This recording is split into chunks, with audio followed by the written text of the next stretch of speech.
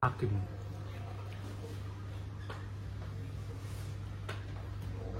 Ini masalah Nikita ya? Iya. Baik, terima kasih. Assalamualaikum warahmatullahi wabarakatuh. Selamat malam dan salam sejahtera untuk kita semua. Jadi gini untuk rekan-rekan media. Kebetulan pada saat sidang kemarin saya ada di sana, tapi bukan khusus untuk Nikita ya. Saya juga sedang melaksanakan sidang ya, di Pengadilan Jakarta Selatan, jadi posisinya sama dan saya lihat perjalanannya. Seperti saya jelaskan terdahulu ya, bahwa bukan hanya Nikita, siapapun yang tersandera atau tersangkut suatu perkara pidana yang mengakibatkan yang bersangkutan ditahan, lumrah dan manusiawi untuk meminta perlindungan hukum. Jadi jangan salah, perlindungan hukum itu bukan dilakukan kepada hanya si pelapor, terlapor juga perlu dilindungi juga sesuai dengan konstruksi hukumnya, sesuai dengan amal dan perbuatannya. Di mana dia meminta perlindungan, disitulah hak-haknya yang perlu untuk kita lindungi, khususnya para penggawa-penggawa hukum ini. Namun dalam perjalanannya, walaupun saya sudah pernah sampaikan bahwa alasan Nikita untuk minta perlindungan hukum dan penangguhan penahanan, yaitu ya masalah keluarganya, dia single parent dan ada anaknya juga yang sedang bermasalah, sehingga wajar dan manusiawi seorang ibu rumah tangga yang tanpa ada pendamping mengkhawatirkan keberadaan daripada anak-anaknya. Itu lumrah ya. Jadi saya mohon juga kepada lawan-lawan daripada Nikita juga, jangan hanya berpikir sempit, haknya juga perlu untuk dipertimbangkan, apalagi ibu-ibu gitu ya. Namun demikian ada beberapa kriteria yang harus dipertimbangkan oleh majelis hakim sebelum memutuskan diterima atau tidak. Ada beberapa hal yang perlu dipertimbangkan, saat itu sudah pernah saya sampaikan ya, yaitu kalau dikabulkan tentunya akan dipertimbangkan dia tidak mengulangi perbuatannya, ya, menghilangkan barang bukti, gitu. Itu kan beberapa pertimbangan tuh harus menjadi acuan daripada pemutus, ya, termasuk melarikan diri. Namun faktanya kemarin itu tidak dikabulkan. Berarti secara hukum yang bersangkutan tetap berada dalam tahanan. Kira-kira. Kemudian saya lihat juga dalam perjalanannya ahli-ahli yang memberikan keterangan itu sesuai dengan keahliannya. Terlepas bahwa timbul kekecewaan daripada Nikita dengan keterangan ahli yang kemungkinan menyudutkannya, nanti tinggal kita lihat penilaian daripada majelis hakim yang terhormat. Saya sangat berharap bahwa ini sudah terlalu berlarut-larut sebenarnya, ya, terlalu panjang durasinya, sehingga rakyat menunggu kapan keputusan yang sesungguhnya. Seyogianya segera aja diputuskan, dipercepat sidangnya sehingga kepastian hukum dapat diterima baik si terlapor maupun si pelapor. Mungkin gitu untuk sementara untuk rekan-rekan media ya. Yang memberatkan sendiri mungkin karena ada pasal TPPU-nya sendiri nggak sampai akhirnya? Tidak ada hubungannya ke sana. Ya. Namanya memberikan penangguhan penahanan itu bukan masalah TPPU. Karena namanya ditahan tuh pasti minimal 5 tahun. Atau penerapan pasal pengecualian walaupun itu di bawah 5 tahun. Ada beberapa kriteria pasal pengecualian tuh. Bukan itu menjadi pokok pertimbangan. Pokok pertimbangan adalah penilaian hakim tadi, 3 kriteria tadi. Dia nggak mengabulkan karena kemungkinan takut menghilangkan barang bukti, takut mengulangi perbuatan atau melarikan diri. Yang paling ditakutkan yang melarikan diri ini. Terus siapa yang bertanggung jawab? Mungkin penilaian yang sangat mendalam ini tentu kan sudah dianalisis selama kriteria persidangan bagaimana. Makanya saya bilang hal-hal yang tidak selayaknya, tidak sepatutnya kita pertontonkan di sidang pengadilan itu harus kita hindarkan. Kita boleh berdebat hukum, tapi jangan berdebat kotor, apalagi membuat kisruh di pengadilan. Kemarin saya datang, saya salaman tuh sama Pak Fahmi ya. Saya salaman dengan kuasa hukumnya, ketemu dengan rekan-rekan media juga. Saya sampaikan kepada ya tetap maju, perjuangkan hak-hak daripada Nikita. Tapi tentunya perjuangkan hak kita sesuai dengan etika prosedur, sesuai dengan tatanan yang berlaku. Itu mungkin ya. Kalau soal sikap Nikita juga jadi bahan pertimbangan nggak sih Irjen kepada jaksa, kan karena selama ini sering viral ya? Iya, mungkin bisa jadi. Maka saya bilang, pada saat di arena persidangan, ingat baik-baik, JPU dan hakim adalah orang-orang yang menentukan sanksi hukum yang diberikan kepada seorang terdakwa. Jadi jangan membuat ya, terjadi friksi antara baik ke JPU apalagi ke majelis hakim. Kan pernah saya sudah berikan penjelasan kepada media, yang tadinya mungkin bisa dia tuntut 5 tahun karena adanya suatu friksi tadi, bisa jadi 10 tahun sesuai dengan maksimal tuntutannya. Demikian juga hakim.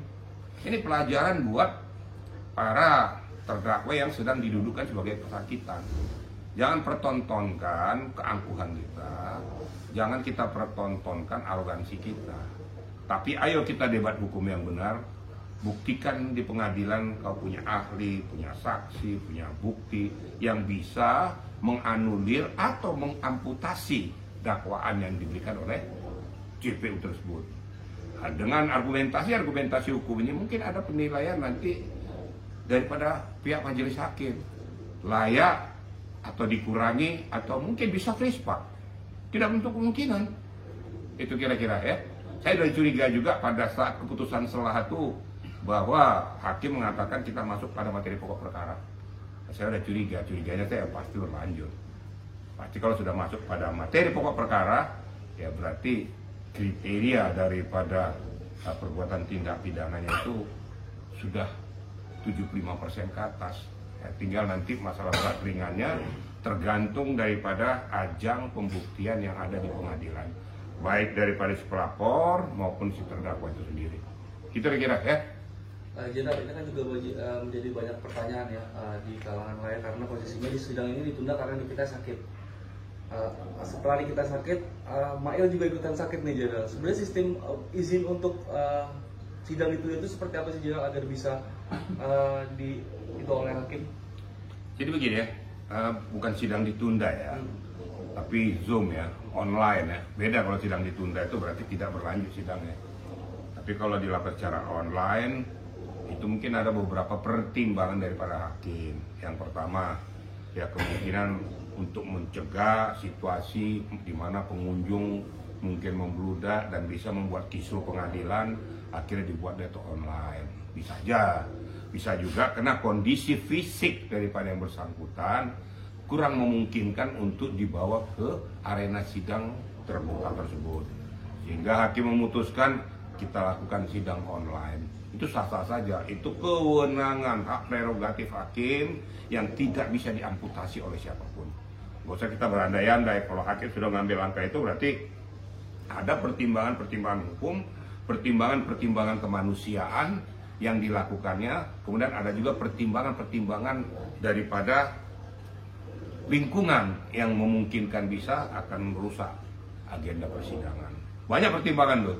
Kalau sudah diambilkan oleh majelis hakim keputusan itu berarti sudah dipertimbangkan secara komprehensif. Gitu ya kira-kira ya. Itu kan dari pihak kalau nggak salah dari pihak hakim juga malah menegur seorang jaksa, kondisi lagi sakit tapi tidak untuk sidang, lagi sakit gigi yang sangat rawan untuk berbicara. Ya itu yang saya katakan tadi, kan semuanya itu kan tergantung kepada penilaian hakim. Jadi harus dia menilai secara objektif. Dan tidak ragu-ragu bukan hanya terdakwa, PH, JPU juga kalau seandainya tidak sesuai dengan etika atau kriteria itu bisa ditegur oleh hakim. Nah penilaian hakim, kenapa kamu paksa? Kan saya sudah ngambil keputusan. Sudah, kalau saya sudah ngambil keputusan online, kamu gak saya ngomong. Penguasa pemegang palu itu saya, kira-kira begitu. Ya siapapun yang ada di arena sidang itu menghormati. Ingat majelis hakim merupakan pemutus tertinggi di sana. Karena kalau sudah dia bilang ya berdasarkan keadilan dan berdasarkan ketuhanan yang Maha Esa, presiden pun tidak bisa mengamputasi itu. Makanya di belakang pengadilan itu, di belakang meja sidang tuh nggak ada gambar presiden dan wakil presiden, yang ada gambar burung Garuda. Dia hanya bertanggung jawab pada vertikal kepada yang maha kuasa. Jadi nggak ada yang berani amputasi. Kalau sudah diambil keputusan, ya itu. Masalah nanti mau suka atau tidak suka itu nanti. Pada saat dia jatuhkan vonis, ya sudah inkrah. Kalau kau tidak puas, ajukan banding. Kan selesai kan? Tapi etika prosedur itu tetap berjalan. Kira-kira gitu ya. Tapi kan malah netizen mau bertanya-tanya dengan kondisi kita yang lagi sakit, dengan obrolan kita yang sedih, ya kan itu cuma membuat bikin netizen simpatik. Nah, Jenderal sendiri nanti itu gimana?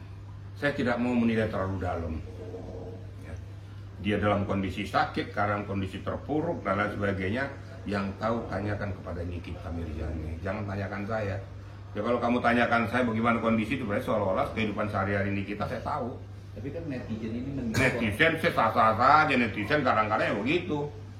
Dia hanya melihat kacamata kuda, langsung memberikan statement.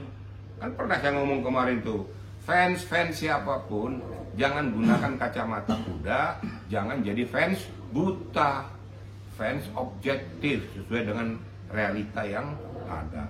Kalau memang Nikita memang dalam keadaan sakit, ya kita harus apresiasi keputusan hakim itu. Kan hakim sudah memutuskan, orang lain nggak perlu bertanya lagi. Kira-kira gitu ya. Jadi seliwer itu tidak prakteknya memang hakim yang mengetahui sakit atau tidak sakit dan akhirnya di Jum itu ya. Ya poinnya itu aja ya, netizen bersangka bahwa ini cuma hanya buat Itulah lawannya. Alah itu flying fiktif kan gitu kan. Biasa lah namanya netizen, apalagi lawan-lawan daripada kita. Lah, kalau bilang pura-pura aja kok supaya jangan hadir kok di sidang kemarin kok gagah-gagah kok.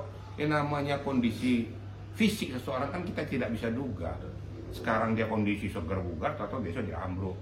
Saya sudah katakan, Nikita sekarang mengalami dua pokok permasalahan, fisik maupun psikis.